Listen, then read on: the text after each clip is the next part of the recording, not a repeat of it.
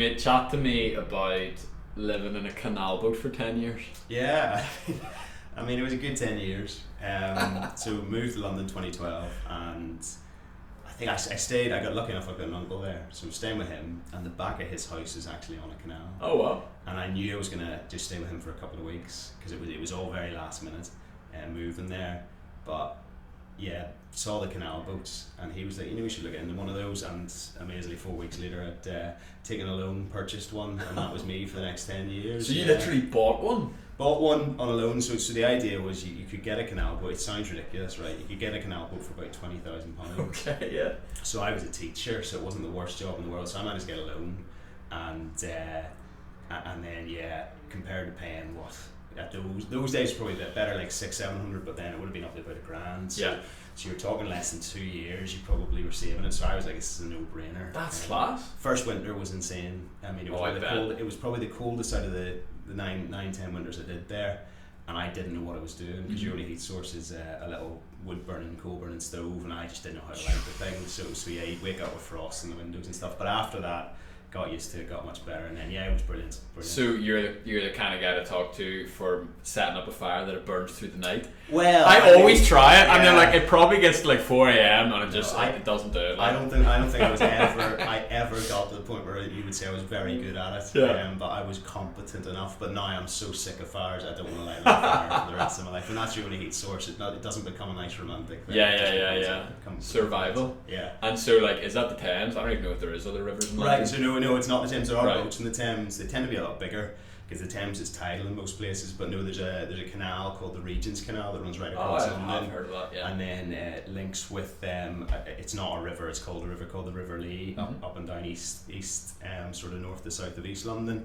So yeah, just all along that, just moving around. And like, what way does it work? Do you have to like rent canal space? Yeah, this is the big question. So back when I started, there's a thing called constant cruising, and that's if you don't have a mooring, a spot where you can keep your boat, you just have to move every 2 weeks. And that was great back in the day, because they sort of called it the ABC. You could have 3 points, go A, B, C. Nice. So I tended to stay East London where I worked. But over the years, as more and more people got on the canals, it sort of became saturated, and they upped the rules to sort of say you actually have to move 30 miles east to west every 6 months.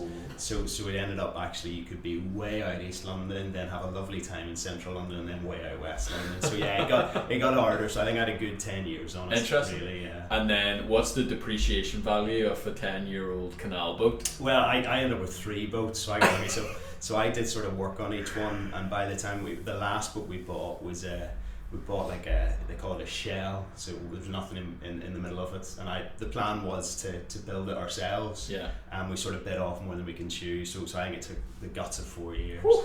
So no, we did all right. I mean, that's what we managed to buy a house when we came here. So that was from selling the boat. So no, we did all right from it. That's class. Yeah. What a great story. What type of teacher were you? I was science teacher, secondary school science teacher. Yeah, very, very for cool. About 3-4 years, and then lots of different jobs. Like in London, it's a smorgasbord of jobs. So tried everything. Well, we'll get into that in a second. Welcome back to another episode of Meet the Members, where we have the chance to get to know some of the incredible people who call Ormeau Baths their business home. Andrew McClean from Cycling UK being one of them. Good to see you, mate. Right, we're going to chat about a lot of stuff today. Got the canal boat out of the way. Going to talk about cycling. Going to talk about cycling in the city. My big reveal for you is that I used to work for Deliveroo, and nice. Cycling around Belfast is what made me fall in love with the city. Yeah. Like, I'd just come back from New York. I'd done a lot of city cycling in Manhattan. Fancied myself a bit of a messenger, and moved to Belfast, and it was actually just seeing the city from the saddle with the 360-degree view, like meeting everyday people. I was like, this is a great place to live, and that's part of my redemption story with Northern Ireland. Yeah, that's great. Yeah. I mean, were you like a classic fixie single speed, or are you? I wasn't. I mean, there's very few fixies in Belfast. Yeah, I'm not a fan. Yeah, actually, I had one for about 6 months, and I was like, "This is why are people doing this?" Yeah, it's more of a status symbol rather than a functional tool. I think you're right. Yeah. Yes, I mean, we were starting off like mountain bikes on the road. A lot of guys still mountain bike because it's bangy enough. I don't do mountain bikes very often, but every time I borrow one for city cycling, I'm just like, this is so much fun. Yeah, it's so much less rough. It's lovely actually. Yeah, up and down curbs and all. Yeah, mountain bikes are a good option. It's class. There's one guy I worked with that he had like I don't know what you call it, like, you know, like the fat bikes, the Oh, big yeah, tires. yeah. He was just bouncing over everything, like. That's mad. But no, it was road biking most of the time, and it was bumpy enough in some places. But surface. you know, it's the lightweight nature of it as well. It's kind of nice. Yeah. So, talk to me about your bag. My bag. so yeah, but I've got. I'm one of the few. Let me go get it. Keep going. I'm gonna go get it. Well, I'm one of the few people who left London and bought a Brompton. So I actually only bought a Brompton bicycle when I got here, and the main reason was I could attach my kid's trailer to the Brompton, then fold the Brompton up and put it in the back of the trailer. But yeah. So that bag, that fits. Yeah, that clips into the little Brompton bag clip. But the nice thing with that bag is it's a bunch of artists in Barcelona. Oh yeah. I get the old cultural posters that I have for events that hang down from the lampposts, and they make them into bags. So you can actually look up which event that was. I can't remember what it was, but yeah, it's sort of quite nice little that's feature. Cool. Yeah. So the Brompton bag, that's the foldy. Yes. Right. Yes. So it is. I mean, the gold standard, really. What's that like to cycle?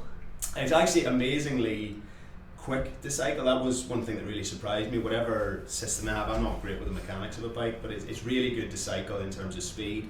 It's not the best because the wheels are small for bumps, but it's grand. It's got a little bit of give in it, but it's just the practicality of being able to chuck it on the bus, chuck it on the train, and chuck it in the back of the kid's trailer, which is the big one for me.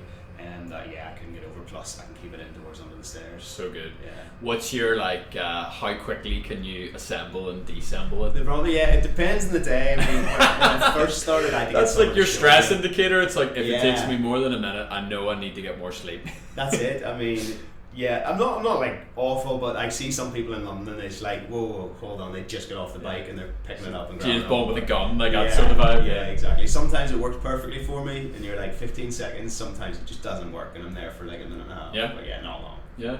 So cycling in the city, cycling in any city is like it's a bit of a contentious issue. There's loads of different things going on. Like I remember reading something about bike lanes, right? And the guy made a really interesting point. He goes, the fact that bike lanes exist tell everybody that bikes aren't welcome anywhere else. Right. And he's like, that's so interesting because like when did cars all of a sudden get the right to own everything? Do you know what I mean?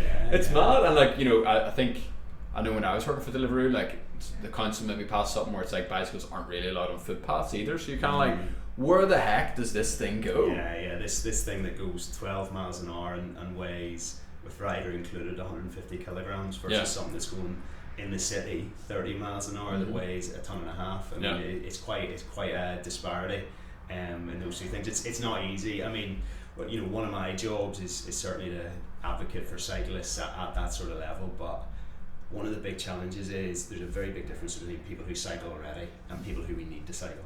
Because you know, Belfast, third or fifth most congested city in the UK, one of the worst in the world. You know, we know the damage cars cause to the environment. We know the damage they cause to health with air pollution. You know, the cars are always going to be a feature of cities, but we need more people to cycle who can. And you know, all we need is really about a 10% shift, and Belfast would be a completely different city. So part of my job is trying to work out ways we can get the people who don't currently cycle to cycle. And segregated cycle lanes are so important for that because a lot of newbies do not want to share the road with buses and cars. You know? It's a big skill, I think.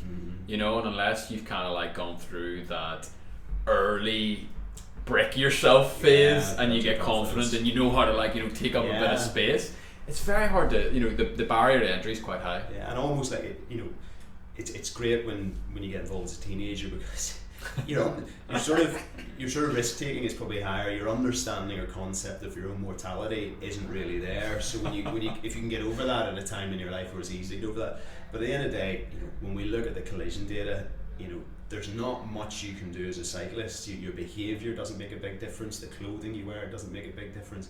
Unfortunately, the only thing that makes a difference is how drivers drive and how if drivers are looking out for you. And that's the main thing for safety. And the best thing you can do in those regards is to create a separate cycle lane for cyclists so that those collisions and those flashpoints don't happen. Yeah, I mean obviously like Amsterdam and places like that are kind of like the gold standard. I saw something that must have been on Reddit and it was like a multi-story car park for bicycles and I was like, that is next level, man. Like Because there, I mean, what's funny is, we've got the issue here of, well, where do we put all the cars when people come into Belfast? They quite genuinely have a major issue with, where are we going to put all these bicycles? There's just too many bicycles. There's more bicycles than there are people in Amsterdam. So yeah, they had to build an underwater cycle parking. I think it's 7,000. It could be way more than that, but yeah, it's brand new underwater cycle parking at a train station, because what they have a term, it's just it's like a train cyclist. So the classic people who cycle to the train and need to park a bike before they get on the train, or at the other end. So yeah, I mean, it'd be a lovely problem to have in Belfast. Yeah. But, Belfast we're getting there with the cycle parking. Certainly the city council is starting to put a lot more in. There's a new one at Castleport, so that's all indoor and stuff, so they're getting there, but unfortunately the power for cycle lanes doesn't lie with the councils here, which is quite unusual. It's with the Department for Infrastructure, which is not like really anywhere else in the world, but certainly not any of our closest neighbours. So when we want something done, they have to do it. I think the city council have been pressing them for a while.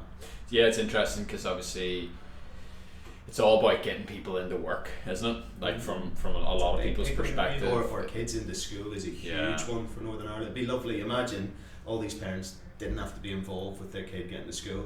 The independence that gives the kid, the values and the sort of skills they learn. And if the parents knew, well, it's safe for them, there's a segregated cycle lane, that's just a big part of your day. You can sort of not worry about it, and then the kid has freedom after school to go to their friend's house. These are all things we see in places like Copenhagen and Holland, and now we're starting to see in places like Paris and London, and it would be great to think that this could be something we could do in Belfast. That's really interesting. So like there is those kind of two pieces. I'm sure there's more, but like based on what you've said so far, it's like there's the infrastructure piece, but then there is the cultural bit, right? So I live in a wee sleepy village outside Belfast. I take the bus to work and I love it.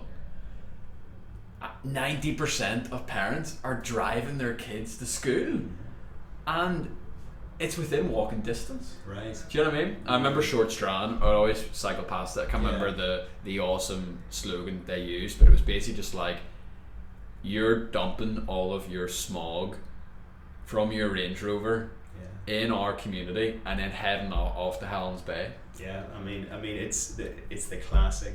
The people who are impacted most by cars tend to be communities with very low levels of car ownership or access to cars. You got 40% in some areas of Belfast that families don't have access to a car, and those tend to be the areas with the worst air pollution. So you're right, it's people driving in from the suburbs. I mean, I can understand a parent who's like, well, listen, I'm driving to work, and the kids' school's on my way, so I'm going to drop them off. But imagine that parent was able to be confident enough to let their kids cycle to school. Well, that parent could just go to work, and now you've completely got rid of a car journey, a car parked up on a pavement somewhere, pulling in, and cars idling outside schools. It would be a big sea change for a lot of people, and very much so. I mean, urban areas are going to be the easiest to do this in. It's tough in suburban and rural areas. It's definitely a bigger challenge. But the more journeys, we sort of say something like 60% of kids are driven to school when the school is less than 2 miles away. I mean, those are walkable, but definitely cyclable journeys. Wow. So imagine you manage to shift half of those. You'd see a real change around Belfast and around schools, and probably in the suburbs as well. Yeah, kind of connected. So the other kind of cultural bit is not properly equipping yourself for bad weather. Right. So like, let's maybe a more interesting way to do this is, you're someone who cycles to Ormo Baths. You park your bike in the bike rack, where I used to have my Deliveroo bike and bag in there, and at lunchtime I would fly off and do a few deliveries and come in when I was first building the business. And give us your best tips for an office worker cycling in terms of gear, in terms of making it work, in terms of embracing it. Yeah, I think this is something I had to learn. So I've changed a lot since my days cycling in London, and here I've definitely become maybe a bit lazier, a bit older. So I'm not I don't massively want to wear shorts and t-shirt and then get completely changed. So I've got a poncho that is designed for a bike, and it goes over my handlebars and goes over the back. So I can actually wear normal clothes. I love that. Very airy. Now the one thing I was almost against was mud guards, because I'd always had issues with them, and everyone just said, you gotta get them. Well, I spent actually a little bit of money on mud guards for the Brompton, and I'll never look back. So for me, those two will get me anywhere. I'm up I have meetings at Stormont occasionally, and it has been, biblical. And I've managed to get there. No, I would say on the worst days it's probably handy to have a pair of waterproof trousers in your bag, just for that added level of protection. But yeah, you can really get away with, and this is one of the things, it really is, 99% of your journeys are dry or light rain. People have an assumption because Northern Ireland's wet that there's going to be lots of wet weather cycling. It only happens a few times a year, because you're not cycling all day every day. It's a very short period of time. Yeah, I only discovered that whenever we had our first kid, and I would go for walks in the morning in the pram, and I was thinking like, what am I gonna, what gear do I need, how's this gonna work? And I swear I've probably had like 6 wet ones in 2.5 years. Yeah, that's it. Do you know what I mean? And it's the same with cycling, because I came over here braced for and largely I've been like, there's only been about 3 journeys. I'm just here about a year, and there's only been about 3 journeys where I was like, that was really wet, and I required that. But I'm so glad I got the poncho. People's poncho, it's called. People's poncho, there you go. For one, it's nice one, cool. And then the other thing that I used to love and still love is showers in office. It's brilliant. I mean, just in cases. I mean, no, I must admit, I'm like, the shower at home bath is 10 times better than my shower. I don't need to shower. My journey's short enough that I don't need to shower, but I will still regularly just use the shower in here because it's way better. Or if you're, I like swimming, so like if maybe you do a swim in the morning and you can shower, and you got a few gyms around here that you can pop into. But nowadays it's a game changer. And again, on those days where it's awful, you might think, well, I'll wear the shorts and t-shirt and I'll bring a change of clothes in. There's nothing nicer than having a shower and a cup of tea when you sit down at your work computer. Getting fresh, ready to go, man. Ready to start the day.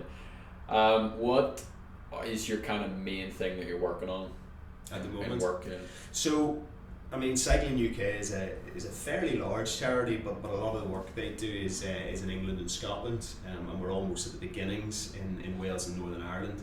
So one of my main roles is campaigns and lobbying. So I'm sending a lot of correspondence to the Department for Infrastructure, but then a big part of what I do is recognising that one person can't make a massive difference. So I'm trying to support campaign groups and even start campaign groups. So we just started a campaign group in Ards and North Down recently that's actually sort of taken off a bit, and it's got an awful lot of members, and I think they're about to have their 5th meeting in a couple of weeks, and we're hoping to start a Belfast campaign group. And I was in Cork last weekend because they've got a Cork cycle campaign, and they were running a sort of conference for people, and I was sort of blown away by what the volunteers have achieved.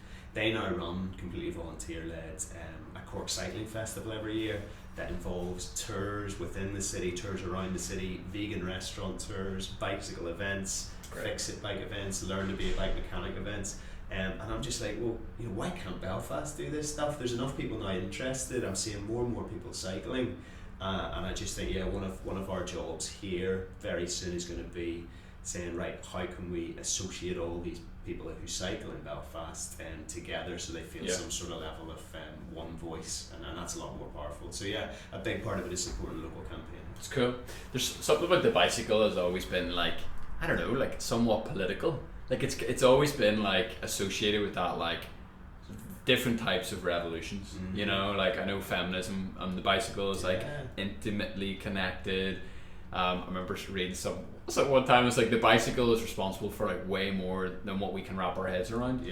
There's an article like S.S. Wilson, really old article, and he basically explained how the bicycle is responsible for so much technological advancements, like pneumatic tires, like it helped in the creation of airplanes. There was a graph in it, and he was saying that a human being on a bicycle is the most efficient in terms of energy to distance traveled, I guess.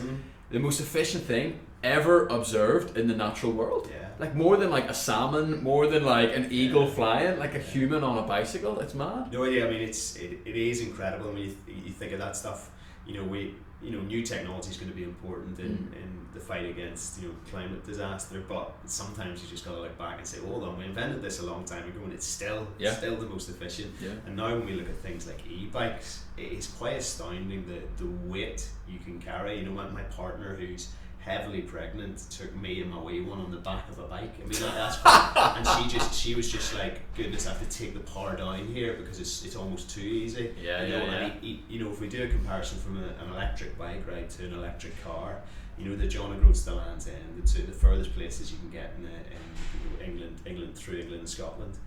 An e-bike would get you the whole way there on the same charge that an electric car would get 11 miles. Wow. You know, it is a stark difference. Dude, that's crazy. It is. It's just amazing because you're obviously assisting it. It's obviously much lighter and it's just more efficient. Yeah. Wow, I'm genuinely blown away by that stat. So anyone who tells you it's too hilly, you know, the e-bikes are the way forward. I think I wasn't an early adopter of the e-bike, but I broke my arm and my dad lent me one because it was just a bit easier. And I must admit, after a week on the e-bike, I just thought, if these don't change the world, there's something wrong with us. You know, they're absolutely fantastic. Yeah. So I'm a big comfort. That's exciting. Really exciting. I've always been a fan of like Boris bikes and Coke bikes. Now they're just e-bikes, Belfast bikes, whatever you want to call them. It's a great way to see a city. You know, it's nice. You can kind of pick them up. They're reasonably reliable. I know people like coming in to Belfast, you know, that are visiting us. Like often we would take them on the bike and fly them around. Like it is cool. There's a local guy set up a company called Street Dock. Yeah. So their whole thing is like, okay, look at all these Amazon, DHD and whatever delivery drivers in the city. What if they could drop it off to a centralized location and get bicycle couriers effectively to do the rest? And it's interesting, you know, in New Zealand, the postal service was like mad into their bicycles. And then they replaced it with the Paxters. You ever see that? Like wee electric golf kind of buggies. Oh yeah, right. And now I read recently they're coming back to bicycles. So you're like, this is all very interesting. Yeah, I mean it's amazing. You know, when you think of a service like that you know, you want to keep that bike in the road or that vehicle in the road for as long as possible. Again, the distance you can go on one charge because you're putting that pedal assistance in is amazing. And one of the things we talk about climate change a lot, and certainly we talk about the quality of life in a city if more people cycle. But the health benefits are quite insane of just getting people to cycle. So when you have a workforce who puts, you know, a little bit of exercise in, even if it's just a little bit, it's electric assisted. That's going to make a big difference to their productivity. It's going to make a big difference to the healthcare bill across their lives, and it's going to be, you know, make a massive difference to the health of children because all these things pass down and down. So there's so many prongs to it, but ultimately, I mean, I'd love to see it. We do. I mean, you'll hear me concentrate on Belfast a lot because again, we're just beginning here, and I'm one person. And I live here, so it's quite close to my heart. But like I do think it would just make Belfast a very, very, very livable city. And there's many comparisons of culture that's shifted. I mean, that's not something we can keep saying, oh, it's not the culture. Paris was a driving culture, and in the last 5 years, it's completely shifted to a cycling culture. Utrecht is one of the best cycling cities in the world. Population density and size is very comparable to Belfast. You know, all these arguments people have against it have been shown around the world to not really apply once you start making change. It's very exciting. Even something simple like being out in the fresh air, being exposed to hopefully a little bit of sunshine. I mean, it's sunny out there today. You know, you're talking about like the compound impact. Sure, we'll go with that. Over like a whole workforce, unbelievable. Huge. And I think, like, you know, you do have big employers in Belfast who are really pushing it, like employers like Allstate, you know, have put cycle parking. State-of-the-art cycle parking, really good charge. And part of the reason for that is I think it's their COO cycles in. So when you have someone at the top who says, well, no, when I get in, this is what I want, and they get it, you know, and it's great. The problem sometimes is that people making decisions aren't people who cycle. You know, they say, oh, you know, I like cycling, but that might mean a nice sunny Sunday in the summer. They'll go for a bike ride. Peloton. It's a very different, but it's a very different thing to someone using a bike to get around. You know, I'd sort of say, and I've heard people say recently, you know, I'm not a cyclist. I cycle. It's not an extension of who I am. It's simply a tool that I use to get around. And I must admit, I'm the same. I'm not someone who you really ever find go for a bike ride. It's simply how I get around. And I think we need a little bit of a culture shift in that, because people see anyone cycling and they say they're a cyclist and I hate them because of this, this and this. But actually, this is someone getting to work. This is someone who is going to be your kid's teacher. This is someone who's going to be doing your radiotherapy in the hospital. And this is another car that you don't have to deal with in the queue. This is another piece of air pollution that doesn't now exist in Belfast. You know, so many benefits. As TransLink says, you're not stuck in traffic. You are traffic, exactly. I'm gonna wrap up there, man. I fell down that rabbit hole, but thank you. That was really good fun. Thank you so much for listening or watching to this. If you'd like to check out more about Andy, there's going to be a link in the description of this video. You can click on that, find out a little bit more, go to Cycling UK to see what he's up to as well. And if you are not currently in Ormeau Baths, you stumbled upon this page, dear knows how, you were googling cycling in Belfast and the SEO picked it up or whatever, and you're looking for a place to call your business home, we'd love to have a chat with you, grab a coffee, show you around. It's a great place to work, we love it.